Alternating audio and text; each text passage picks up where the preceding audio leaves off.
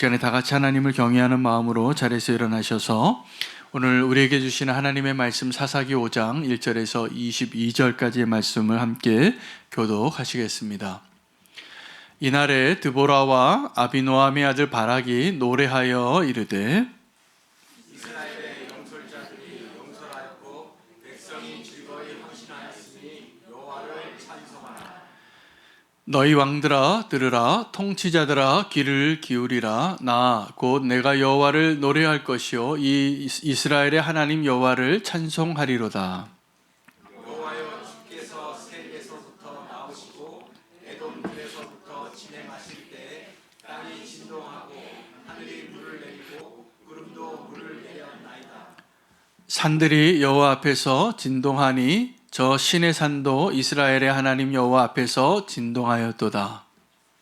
아나시 아들 삼갈의 날에 또는 야엘의 날에는 대로가 비었고 길이 행인들은 오솔길로 다녔도다. 이스라엘에는 마을 사람들이 그쳤으니 나 드보라가 일어나 이스라엘의 어머니가 되기까지 그쳤도다. 우리가 새 신들을 택하였으므로 그때 전쟁이 성문에 이르렀으나 이스라엘의 4만 명 중에 방패와 창이 보였던가. 내 마음이 이스라엘의 방백을 사모함은 그들이 백성 중에서 즐거이 헌신하였음이니 여호와를 찬송하라. 흰 나귀를 탄 자들, 양탄자에 앉은 자들, 길에 행하는 자들아 전파할지어다. 활 쏘는 자들의 소리로부터 멀리 떨어진 물 깃는 곳에서도 여호와의 공의로우신 일을 전하라. 이스라엘에서 마을 사람들을 위한 의로우신 일을 노래하라. 그때 여호와의 백성이 성문에 내려갔도다. 깰지어다 깰지어다 드보라여 깰지어다 깰지어다 너는 노래할지어다 일어날지어다 바락이여 아비노함의 아들이여 내가 사로잡은 자를 끌고 갈지어다. 그때 남은 귀인과 백성이 내려왔고 여호와께서 나를 위하여 용사를 치시려고 내려오셨도다. 에브라임에게서 나온 자들은 아말렉의 뿔이 막힌 자들이요 베냐민은 백성들 중에서 너를 따르는 자들이요 마기에서는 명령하는 자들이 내려왔고 스불론에게서는 대장군의 지팡이를 잡은 자들이 내려왔도다. 이사갈의 방백들이 드보라와 함께 하니 이사갈과 같이 바락도 그의 뒤를 따라 골짜기로 달려 내려가니 루벤 시내가에서 큰 결심이 있었도다. 내가 양의 우리 가운데서 앉아서 목자의 피 부는 소리를 들으면 어찌 되느냐. 루벤 시내가에서 큰 결심이 있었도다. 길르앗은 요단강 저쪽에 거주하며 다는 배에 머무름이 어찌 됨이냐. 아셀은 해변에 앉으며 자기 항만에 거주하도다. 스불론은 죽음을 무릅쓰고 목숨을 아끼지 아니한 백성이요 납달리도 들의 높은 곳에서 그러하도다. 양들이 와서 싸울 때에 가나안 왕들이 무깃도 물가 다한악에서 싸웠으니 은을 탈취하지 못하였도다. 별들이 하늘에서부터 싸우되 그들이 강림은 길에서 싸우다. 기손강은 그 무리를 표류시켰으니 이 기손강은 옛 강이라. 내 영혼아 내가 힘 있는 자를 밟았도다. 함께 읽겠습니다. 그때 군마가 빨리 달리니 말굽 소리가 땅을 울리도다. 아멘. 하나님의 말씀입니다. 오늘 본문은 드보라 사사에 대한 이야기인데 이 드보라 사사를 통하여서 하나님께서 한 사람을 사용하여 어떤 위대한 일을 하실 수 있는가를 발견하고 우리도 그 한 사람의 소중한 자리에 믿음으로 결단하며 나아갈 수 있는 자 되기를 원합니다. 여러분, 주 안에서 한 사람이 소중한다고 말할 때 그 한 사람이 소중한 것은 한 사람의 영혼이 회개하고 주님께로 돌아올 때도 그 한 영혼이 너무나 중요합니다.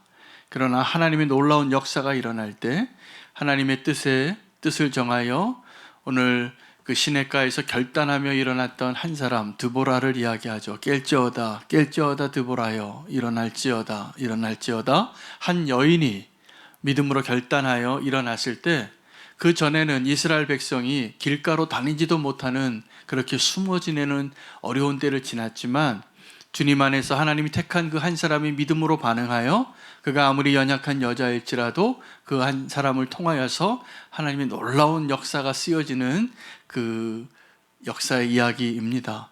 그리고 오늘 이 내용은 드보라와 바락의 노래라고 이렇게 기록이 되어져 있습니다. 이미 승리하고 부른 노래이죠. 오늘 이 노래를 통하여서 하나님께서 우리에게 한 사람을 택하시고 한 사람을 통하여 어떤 일을 행하시는가를 발견할 수 있는 시간 되시기를 바랍니다. 여러분, 오늘 우리가 좀 주목해야 될 그 한 사람은 지도자를 의미합니다. 여러분, 지도자는 너무나 중요해서 어떤 한 나라나 공동체에 정말 좋은 지도자 한 명만 있어도 그 공동체가 살아납니다. 그 나라에 정말 좋은 지도자 한 명만 있어도 아무리 상황이 어렵고 절망스러운 가운데에도 다시 일어나는 겁니다. 그리고 놀라운 승리를 경험하고 하나님의 놀라운 축복을 누릴 수 있습니다. 그 한 사람이 필요합니다. 오늘 그 한 사람 우리가 될 수 있기를 소망합니다. 여러분, 그 한 사람은 지도자의 자리에 서서, 여러분 지도의 자리에 서서 그 지도자의 그 역할을 할 때 그 지도자가 서 있는 자리는 항상 그 앞장서는 자리가 될 때가 많습니다. 그래서 그 사람을 이렇게 바라보면 좀 멋있어 보이지만 그 자리가 굉장히 힘든 자리입니다. 굉장히 외로운 자리이고 또 고난을 감수해야 될 자리이고, 그 책임감 때문에 자기의 사사로운 감정과 사사로운 생각으로 세사로운 유익을 위해서 그 자리에 서 있는 사람이 지도자라면 그 공동체는 불행해집니다. 그러나 그 한 사람이 자기를 위하지 않고 그 나라와 그 공동체와 그 백성들을 위하여 헌신하는 그 지도자 한 명이 세워진다면 놀라운 축복이 될 것입니다. 이제 선거가 얼마 안 남았는데 여러분, 우리가 기도할 것은 그러한 일꾼을 하나님이 세워달라고 기도하기를 원합니다. 정말 그러한 사람이 필요하면 잘 분별하고 여러분 선거에 임하시고 또 그 선거로 해서 기도해 주시기를 바랍니다. 하나님의 사람이, 하나님의 택하신 사람이 세워져서 그 한 사람 때문에 역사가 바뀔 수 있거든요. 여러분, 리더가 된다는 것은 무엇을 의미하는 것일까요? 리더는요, 자기가 해야 할 일을 다른 사람에게 시키는 일을 하는 사람이 리더입니다. 그게 리더예요. 자기가 할 수 있는 일을 다른 사람에게 위임도 하고 다른 사람에게 동기를 부여해서 내가 해야 할 일인데 그 누군가가 그 일을 할 수 있게 만들면 그 사람이 훌륭한 리더입니다. 그 훌륭한 리더가 되기 위해서 그 리더가 먼저 필요한 자질이 필요한데 잘 따르는 자가 되는 것입니다. 누군가를 리딩하려면 누군가를 잘 따르는 자가 되어야 다른 사람을 리딩할 수 있습니다. 저는 꽤 오래됐는데 한동안 리더십에 관심이 참 많았습니다. 그래서 선교단체에서 일할 때였는데요, 훌륭한 리더가 좀 돼보고 싶었습니다. 그래서 리더십에 관한 책을 한 100권 정도를 샀습니다. 그리고 100권을 읽어봤어요. 그 똑같은 주제를 가지고 한 100권 정도를 읽으니까 그 다음부터는 책을 읽는 게 속도가 빨라지더라고요. 왜냐하면 그 얘기가 그 얘기예요. 한 주제의 책을 사면, 주제에 대한 책을 이렇게 한번 읽어보시면, 도서관 가서 한번 그렇게 읽어보십시오. 별로 차이가 안 나고요. 그 책들을 읽어보면 그 책들을 인용한 원본 책이 나오더라고요. 그래서 제가 놀라운 사실을 또 하나 발견했는데, 이 세상에서 비기독교 저자들이 쓴 리더십에 관한 책들에 그 인용한 책들이 보니까 나중에 굉장히 성경적이더라고요. 세상에서 말하는, 경영학에서 말하는, 아니면 이게 사회 인문학적으로 말하는 리더십의 핵심은 뭐냐 하면 섬기는 자가 되는 거예요. 근데 그 얘기 예수님이 하신 거거든요. 근데 기독교 서적 중에서 리더십에 관한 책들을 이렇게 또 사보면 거기에 성경적인 내용과 함께 많은 내용이 경영과 매니지먼트와 데이터와 어떤 전략적인 것들을 이야기할 때가 많아서 참 아이러니하다라는 생각을 했습니다. 세상적인 리더십을 이야기하는 그 저자들은 성경에서 그 원리를 다 발견하고 굉장히 성경적인 얘기를 해요.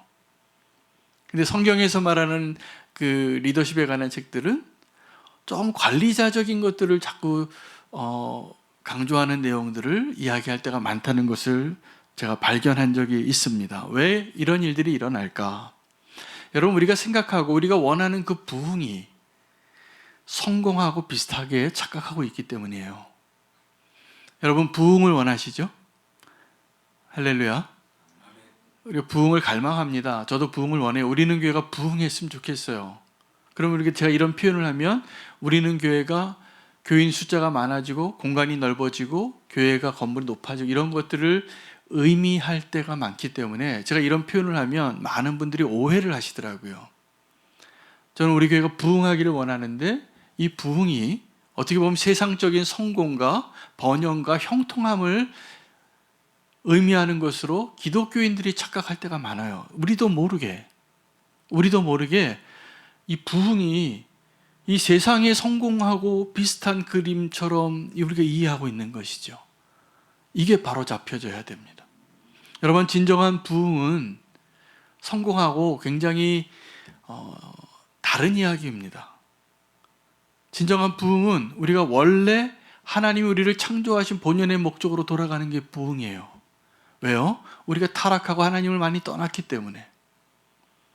그럼 우리에게 정말 부흥이 있다면 하나님 우리를 창조하시기 전의 모습, 우리에게 원래 기대하셨던 모습, 그것을 회복하기 위하여 그리스도께서 행하신 일을 의지하여 그 십자가의 복음으로 하나님이 내 안에서 일하는 것이 경험되어질 때, 그러한 한 사람의 인생이 바뀌는 터닝 포인트가 있을 때 우리는 그것을 부흥이라고 말하는 것입니다. 여러분, 우리 교회에서 부흥이 있는가? 그러면 어떤 모임에 사람들이 많아지고 목소리가 커지고 일들이 왁자지껄해지는 것이 부흥이 아닙니다. 아무도 보지 않는 곳에서 내가 하나님 앞에 내 마음을 찢고 기도하는 한 사람이 존재할 때 그 교회 부흥이 시작이 되어진 거예요. 그 눈물로 기도하는 그 한 사람이 진정한 부흥의 시작이고, 그것이 하나님이 기대하시는 부흥이에요. 그 한 사람이 있으면 하나님께서 다시 재건하시는 일들을 행하실 것입니다. 놀라운 부흥이 일어날 것이라고 저는 믿습니다. 하나님의 말씀이 흥황하여 저와 여러분의 심령 가운데 그 말씀이 역사하고 하나님의 말씀대로 살기를 원하는 갈망이 이 세상에 어떻게 먹고 살까, 어떻게 성공할까, 어떻게 우리가 돈을 벌까, 이런 것보다 훨씬 더 중요한 주제로 생각하기 시작할 때 나머지 것들은 하나님이 덤으로 주시는 것들이에요. 필요하면 주시고 필요 없으면 그거 없이도 살 수 있는 법을 가르쳐 주실 거라고 저는 믿습니다. 여러분, 지도자의 능력을 이야기할 때 가장 수준 낮은 지도자가 어떤 수준의 지도자냐면 포지션으로 그 지도력을 발휘하는 사람입니다. 자리가 주는 힘이 있습니다. 많은 그 직장인들이 어떤 큰 회사에 다니다가 은퇴하면 굉장히 큰 공허함을 느껴요. 왜냐하면 그 조직에서는 그 명함의 타이틀이 올라갈수록 권한을 주거든요. 그리고 그 포지션에 있기 때문에 부장님 말을 듣는 거거든요. 과장님 말을 듣고. 근데 그 자리가 없으면 그 사람이 리더십이 있는지 없는지 그때 드러납니다. 근데 어떤 조직에서는 또 어떤 사람들이 있냐면 그 포지션이 없는데도, 그 직분이 없는데도 리더십을 발휘하는 분들이 계세요. 여러분, 한번 생각해 보시기 바랍니다. 지금 우리는 교회에서나 아니면 여러분이 지금 일하시는 직장에서 어떤 사람이 정말 영향력을 발휘하고 계신가요? 그 영향력을 발휘하는 사람은요, 목소리 큰 사람이 아니더라고요. 조용한데 그 사람의 말에 신뢰가 가고 그 사람에게 많은 사람들이 마음이 가요. 그래서 왜 그렇게 되냐 하면 그 사람이 믿을 만한 사람이고 그 사람이 정말 그 마음에 이 공동체를 위하여 선한 뜻을 가지고 살고 있다는 것을 느껴지기 때문에 그래요. 근데 많은 분들은 어떤 포지션이나 리더십의 자리에 서고 싶어 해요. 남자들은요, 직장에 들어가면, 저도 직장 생활할 때 그랬는데 빨리 승진하고 싶더라고요. 그래서 그 타이틀 하나하나 올라가는 게 기쁨이 되고, 또 그것이 누락되거나 늦어지면 남자들은 자존심이 그렇게 상한 분들이 많아요. 왜요? 그 자리가 주는 의미 때문이죠. 근데 이것은 가장 수준 낮은 리더십입니다. 진짜 리더십이 있는 사람은 직분이 낮은데도 선한 영향력을 이미 끼치고 있어요. 그건 사람들을 조종하고 나의 편을 만드는 것을 의미하는 게 아닙니다. 사람을 이끌고 있어요. 그 사람 한마디에 힘이 있어요. 그 사람의 의견이 존중을 받아요. 이게 리더십이에요. 근데 진짜 리더십은 삶으로 드러냅니다. 그 사람 말하지 않아요. 그런 사람은 책도 안 써요. 그 사람의 제자들이 책을 써요. 이 사람은 무슨 말씀하셨다고. 여러분, 우리가 읽고 있는 복음서는 예수님이 쓰셨습니까? 예수님의 제자들이 썼습니까? 제자들이 썼습니다. 예수님 책 쓸 시간이 없었어요. 십자가의 길을 가셔야 됐기 때문에. 그러나 가르치시고 산상수훈도 하시고 바닷가에서도 가르치시고 제자들에게 논쟁하면서 또 그들과 함께하면서 그냥 표정 하나로도 영향을 끼치는 거예요. 저는 저희 삶 가운데 굉장히 영향을 끼친 분들이 많았는데 감사하게도 그 중에 이제 고인이 되셨으니까 제가 이 간증을 많이 합니다. 대천도 신부님이에요. 제가 예수님 막 만나고 회심하고 얼마 안 됐을 때 예수원을 몇 번을 방문했어요. 그때 유명하지도 않았어요. 대천도 신부님이. 그 대천도 신부님하고 같이 그 지금 도서관으로 쓰여지는 조그만 방에서 같이 예배를 드리고 그분의 말과 표정과 같이 밥 먹는 거 한 3일 2번 갔다 왔는데 엄청난 영향력을 끼치는 거예요. 저희 인생에 이렇게 영향력을 끼치신 분이 없어요. 나이가 70이 넘으셨는데 표정 하나만 봤는데 은혜가 돼요. 왠지 아십니까? 그 영혼이 맑은 미소가 보여요. 우리 한 70, 80 되신 할아버지는 그래도 이렇게 근엄하시잖아요. 그런데 어린아이와 같은 웃음을 지으시더라고요. 뭐 하나 맛있는 음식 보고 좋아, 꽃 보고 좋아하고 말씀을 전하시면서 그렇게 이야기하시고 어린애 같아요. 그 영혼이. 제가 느꼈어요. 너무 순수한 분이시구나. 근데 이 나라를 너무나 사랑하시는 분이셨어요. 그래서 이 땅의 삼수령, 그래서 이 한반도에 흐르는 그 강물의 물줄기에서 기도 사역을 시작하신 거예요. 아버지도 이 땅의 선교사였고 지금 3대에 걸쳐서 선교사 가정인데 영향력을 끼치는 거예요. 제가 저만 그런 줄 알았어요. 그랬더니 지금 한국교회 많은 목사님들이나 선교사님들 중에서 저같이 그 대천도 신분이 잠깐 만났던 분들의 인생이 다 바뀌셨어요. 여러분, 이게 리더십입니다.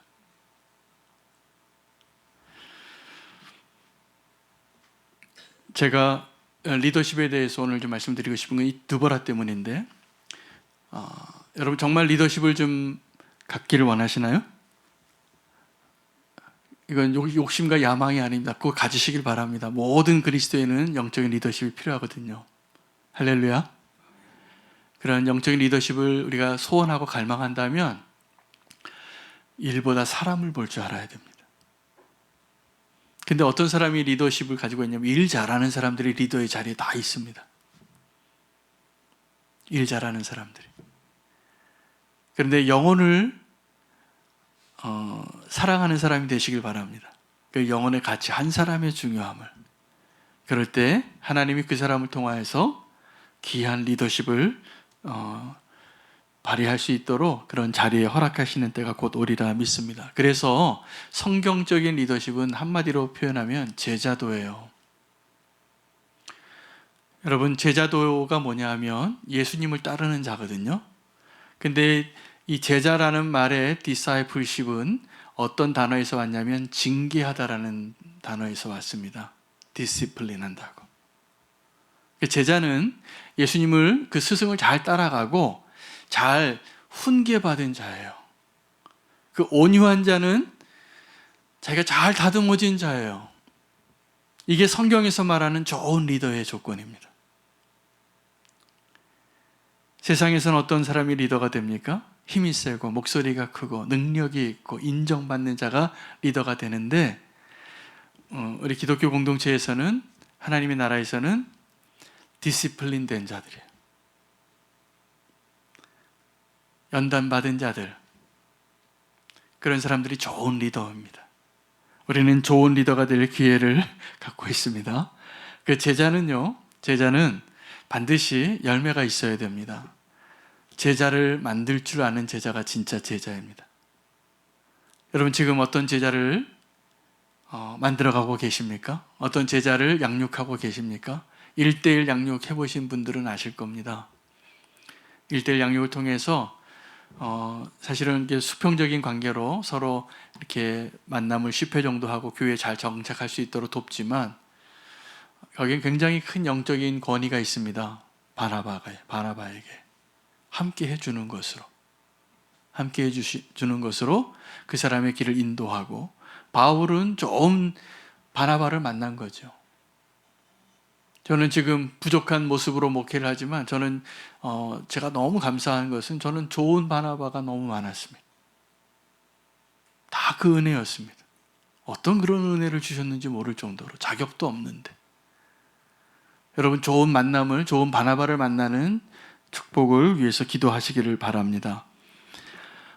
모세가 여호수아를 만든 것이고요, 엘리야가 엘리사를 만든 것입니다. 그런데 그 제자의 자리에서 실패한 사람들도 적지 않습니다.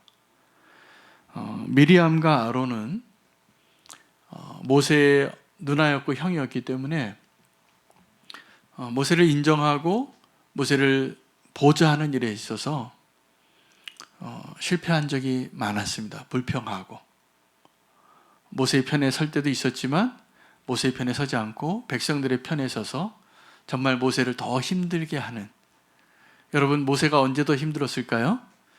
미리암과 아론이 반역할 때입니다. 그때 거역할 때 더 힘든 겁니다. 다윗이 언제 가장 힘들었을까요?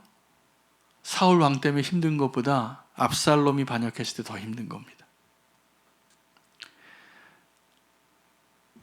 우리는 예수님의 제자인데 예수님의 제자로서 예수님을 따라가는 일에 성공하기보다 예수님의 신뢰를 받은 자인데 예수님을 배반한 적이 많았습니다. 적어도 저에게는 그랬던 것 같습니다. 예수님은 그래서 우리에게 어떻게 제자가 될 수 있는가를 친히 보여주셔서 가장 낮은 곳에, 그리고 이 땅에서 예수님께서 하나님과 어떻게 소통하시고 제자들을 만들어 가시는가를 보여주셨어요. 그 제자들은 실패했지만 예수님을 보았어요. 그래서 그 제자들이 교회 지도자가 됐을 때 성령님이 임하셔서 훌륭한 교회가 되어진 것입니다. 그리고 그 교회의 시작으로 지금 저와 여러분이 이제 예수님을 따르는 자가 된 것이죠. 이 드보라가 이스라엘의 어머니라는 놀라운 축복된 칭호를 얻습니다. 그것은 대단한 영향력과 리더십이 있었다는 것을 의미하는데, 여러분, 이 드보라의 리더십의 핵심은 뭐냐면 힘이 아니라 용기예요. 오늘도 이 자리에 여자 성도님들 많으신데 정말 드보라와 같은 결단을 할 수 있는 자 되시기를 축복합니다. 그러면 하나님이 그 여자 성도님들을 통하여서 드보라처럼 한 민족의 구원하는 사서로 그 놀라운 역사를 쓰실 것이라 저는 믿습니다. 우리는 리더가 되기 위해서 이 드보라 시대 때에 대단한 전쟁이 있었어요. 이전에는 그냥 이렇게 명장군이 없었어요. 시스라라는 철병거가 이렇게 많은데 그 시스라와 함께 싸울 수 있는 바락을 움직일 수 있는 지도자, 이 바락이 두려워서 이 드보라에게 조건부 순종을 합니다. 당신이 나와 함께 가면 내가 싸우겠다고. 근데 이 당신이 누구예요? 드보라가 그 전쟁터에 가서 무슨 힘이 좀 되겠습니까? 딱 한 가지예요. 결단할 수 있는 힘. 결단할 수 있는 힘. 그것이 드보라에게 있었어요. 그래서 드보라는 노래하면서도 깰지어다 드보라요. 그가 그 결단하는 순간을 노래하는 거예요. 여러분, 그 결단이 위대한 결단입니다. 이 드보라가 일어났을 때 오늘 그 노래 가운데 여러 지파들 가운데 어떤 지파, 스불론 지파와 아셀 지파 같은 경우에는 이 드보라가 속해 있는 지파였기 때문에 바락하고, 그 지파에서는 목숨 걸고 싸우는 자들이 많았는데 정말 등장해야 할 지파 이름들이 나오지 않습니다. 왜일까요? 따라가지 않은 거죠. 따라가지 않았는데 이 드보라가 위대한 승리를 거둔 것입니다. 여러분, 나를 따르라 그랬는데 안 따라요. 그때 위기가 오는 겁니다.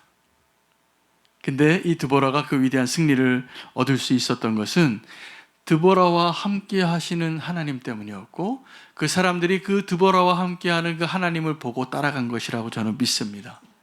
오늘 이 드보라가 리더로서 놀라운 역량을 감당해낼 수 있는 또 하나의 비밀을 이 노래 가운데서 발견하는데, 하늘에서의 전쟁입니다. 별들의 전쟁에서 승리한 자가 된 것이죠.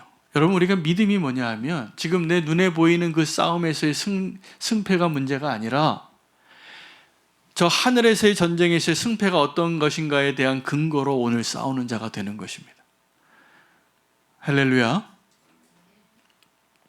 지금 우리가 치열하게 싸우는 영적인 전쟁의 상대들이 어떠한 존재냐 하면요, 하늘의 전쟁에서 패하여 이 땅에 쫓겨난 자들입니다. 패잔병들이에요. 근데 이 땅의 권세를 잡고 있기 때문에 이 땅에 보냄받은 성도가, 그 교회가, 하나님의 백성이 이 땅에서 살아갈 때는 그들에게 상대가 안 되는 연약한 모습일 때가 많습니다. 여러분, 우리가 믿음으로 산다고 하지만 정말 두려운 일들 앞에서 우리는 어떻게 됩니까? 나약한 존재잖아요. 여러분, 수도 없이 실패하고 쓰러졌잖아요. 타협도 하고 세상에 사는 사람들처럼 다 살아와 보셨잖아요. 그런데 하나님께서 우리에게 지금 다시 한번 알기를 원하시는 이 놀라운 사실은, 하늘에서 그 싸우는 전쟁에서 하나님께서 이미 이긴 싸움을 우리가 싸우는 것을 믿으라는 사실이에요. 할렐루야. 우리가 그 믿음의 싸움에서 꼭 승리하시기를 바랍니다. 빌라도가 예수님을 신문할 때 예수님을 살려주고 싶었기 때문에 자기 권세를 좀 자랑합니다. 넌 나에게 좀 굴복하라고, 내 말을 좀 잘 들으라고, 내가 너를 지금 살릴 권세도 있고 죽일 권세도 있는데 그거 알고 있냐고. 예수님이 그걸 모르지 않으신다고. 그러나 지금 말하는 네 권세는 하나님이 너에게 주시지 않으면 있을 수 없는 권세다, 이렇게 말씀하세요. 예수님은 어떤 권세를 갖고 계시냐면 자기 스스로를 내어줄 권세도 있고 자기 스스로를 구원할 권세도 있는 분이세요. 사망의 권세에서 승리하셨기 때문에. 근데 저와 여러분은 그렇지 않습니다. 나 스스로를 구원할 권세와 능력이 우리에게 없는 자들이에요. 그래서 예수 그리스도가 필요합니다. 주님만이 우리를, 바깥에서 우리를 건져주어야만 우리가 구원받을 수 있는 거예요. 여러분, 세상에 교만한 사람들이 다 이야기하는 것이 뭐냐 하면 나에게 하나님이 필요 없대요. 내가 스스로 의롭게 살고 내가 내 힘으로 구원받고 내가 스스로 행복하게 얼마든지 살 수 있다고. 이게 얼마나 바보 같은 이야기인지 모르겠습니다. 여러분, 권력은 어디에서 얻는 걸까요? 많은 사람들이 권력은 힘으로부터 온다고 생각합니다. 그게 권력자에게 아부예요. 줄습니다. 그래서 세상에 나가서 내가 좀 이제 잘 살려고 그러면 벌써 계산이 빠른 사람들은 딱 보이는 거예요. 내가 누구 줄에 서야 하는지를. 그 줄에 서는 거예요. 뭘 위해서요? 좀 잘 살아보려고. 정치인들이 늘 이런 얘기를 하더라고요. 서로 상대방에게 똑같은 주장을 하더라고요. 제가 보니까 여당이든 야당이든 정치인들이 상대방을 향하여서 저 정치인은 백성을 두려워하지 않는다는 거예요. 이 권력이 백성에서부터 나오는데, 이게 맞는 말이긴 한데 둘 다 그러니까 누구의 말이 진실인지는 잘 모르겠더라고요. 그 맞습니다. 정말 그 힘은 그 백성에게서부터 오는 것이죠. 권력은 백성이 투표해서 세운, 그래서 이렇게 투표해서 세워진 공직자하고 이렇게 임명한 공직자하고 차이가 있답니다. 그 사람이 자존감이 틀려요. 이렇게 선발된 사람들은 목소리가 벌써 힘이 세요. 나를 지지한 사람들이 나를 이 자리에 세웠다고 그렇게 말하는 국회의원들이 많은 거죠. 여러분, 그런데 진짜로 그 자리에 세운 사람은 권력도 아니고 백성도 아니고 하나님이십니다.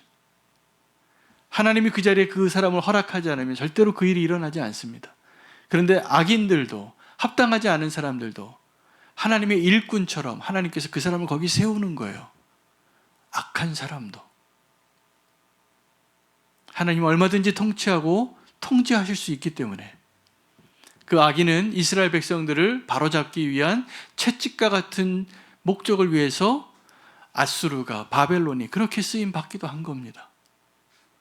그러나 하나님은 그 역사의 주인이셔서 나중에 그들을 향한 하나님의 그 심판을 그들의 행위대로 갚으시는 하나님이시라는 것이 수많은 구약의 선지자들의 내용이에요.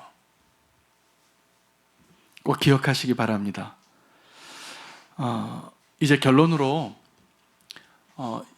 이 본문에서 지도자가 그러면 반드시 해야 할 일은 무엇인가를 알면 하나님께서 여러분을 하나님 나라의 귀한 일꾼으로 지도자로 세울 것이라 믿습니다.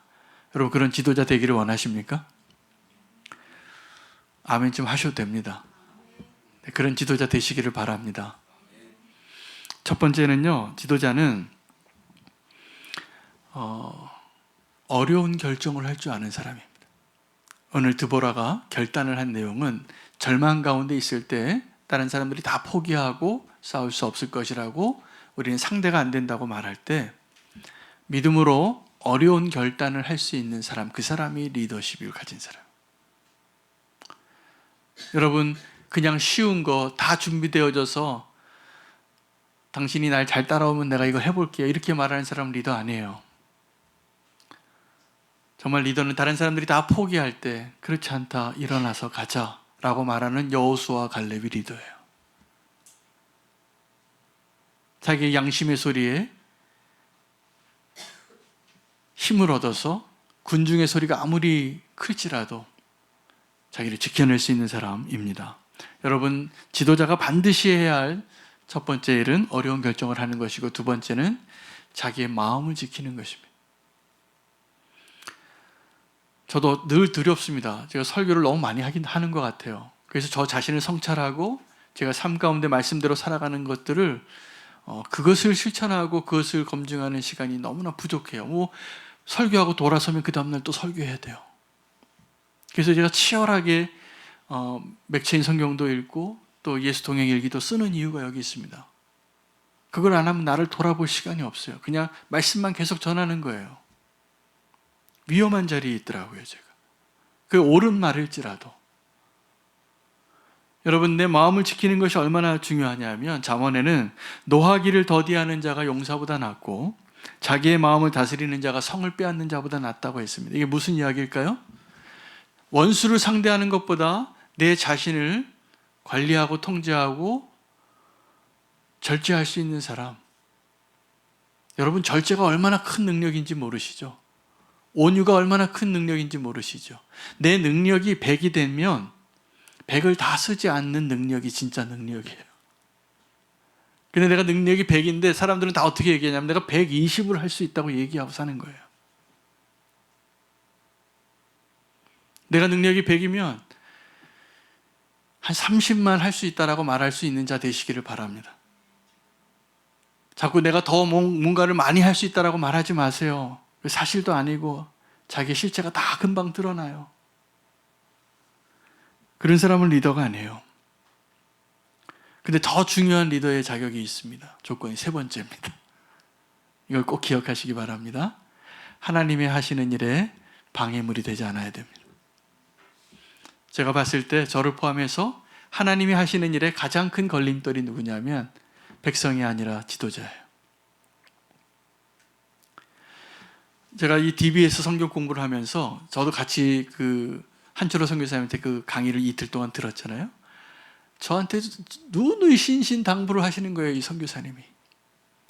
꼭 이 강의를 같이 들어야 된대요. 안 그러면 내가 이거 강의한 내용을 나도 어디 가서 강의만 하고 말 것이라는 거예요. 그래서 그 소그룹을 해보라는 거예요. 그 소그룹을 할 때 그 소그룹 리더의 가장 중요한 역할이 뭔지를 계속 강조하시더라고요. 근데 이게 굉장히 성경적이구나 라는 것을 알게 됐습니다. 여러분 지금 우리 교회에서 하고 있는 DBS가 제가 지금 잘 되고 있는지 아직 확인이 잘 안 돼요. 마을 리더분들은 좀 저에게 좀 잘 알려주시기 바랍니다. 잘 되고 있는지. 여러분 마을에서 그 DBS 할 때 그 성경 공부가 은혜롭고 그것을 통하여서 배가 되어지고 제자가 또다시 나오는 일들이 가능하려면 누구에게 달렸냐면 리더에게 달렸는데, 리더가 자꾸 말을 너무 많이 하면 안 돼요. 이거 뭐 이렇게 하면 안 되고 좀 틀린 말을 하고 말도 안 되는 소리 한다고 자꾸 얘기해요. 누가요? 리더가. 그래서 그 리더의 수준에서 일이 끝나는 거예요. 근데 여러분, 지금 우리와 함께 하시는 진정한 리더는 누구냐면 성령님이신 거 아십니까? 우리가 믿음의 공동체이기 때문에, 하나님의 말씀 앞에 있기 때문에, 주님 앞에 예배하는 자들이기 때문에, 오늘 이 시간에도 성령님께서 역사하시는 것을 믿으시나요? 그 성령님이 일하시는 것을 제일 많이 가로막는 사람들이 제가 보니까 목사님하고 장로님들이에요. 그 가로막지 않도록 기도해 주시기 바랍니다. 어떠한 하나님이 역사하시는 일 가운데 정말 우리가 믿음으로, 지금 내가 선자라고 생각하시는 분들이 사실은 오늘 이 세 번째 조건의 내용을 잘 알고 계시면 하나님이 그 공동체 안에서 일하실 것이 분명합니다. 할렐루야. 다시 한번 세 가지 이 내용을 좀 정리하고 말씀을 마치기를 원합니다. 지도자가 반드시 해야 할 세 가지. 첫째가 뭐라고요? 기억 안 나세요? 네? 어려운 결정을 하는 겁니다. 그건 리더만 할 수 있습니다. 그러니까 리더는 결정하는 사람이에요. 그러니까 리더가 결정할 수 있도록 좀 도와주셔야 돼요. 자꾸 리더한테 뭐 하라고 결정하라고 푸시하지 마시고, 리더가 어려운 결정을 할 수 있도록 잘 따라주시는 것이 필요해요. 근데 리더는 그 어려운 결정을 꼭 해야 되는, 결단하는 일. 이 드보라가 그래서 사사가 됐어요. 깨어나서. 두 번째는 뭐라고요? 자기의 마음을 다스리는 자가 되는 거예요. 여러분, 자기의 마음을 다스리지 못하는 사람은 리더 하겠다고 자꾸 큰 소리 쳐요, 그분들이. 근데 그분들이 대부분 진짜 리더감이 아니에요. 진짜 리더는 자기의 마음을 다스리고 가만히 계신 분들인데, 그런 분들이 리더예요. 자기의 마음을 잘 다스리시기 바랍니다. 그런 사람은 말하지 않아요. 내가 할 수 있다라고 말하지 않아요. 근데 하나님은 그 사람을 쓰시는 거예요. 세 번째는 리더가 뭐라고 표현하실 수 있어요? 세 번째는 뭐였습니까? 네. 하나님이 일하실 것을 가로막는 일을 제일 많이 하는 사람이 리더예요. 그러니까 하나님이 그 리더를 통해서 일하실 수 있도록 온유하고 디시플린된 그 제자가 되시기를 바랍니다. 그러면 열매가 맺어집니다. 할렐루야. 그 열매가 맺어지는 그 놀라운 역사를 같이 기대하고 사모하면 누구라도 하나님이 리더로 세우시고 그 사람을 통하여 놀라운 부흥을 이루실 것이라 저는 믿습니다. 저는 우리는 교회 모든 성도님들이 이렇게 하나님이 기뻐하시는 리더 한 사람 한 사람으로 세워지시기를 정말 기도합니다. 진심이에요. 그래서 그런 하나님이 기뻐하시는 예수 그리스도의 제자, 우리 함께 되어지기를 결단하며 찬양하고 기도하도록 하겠습니다. 결단 찬양하겠습니다.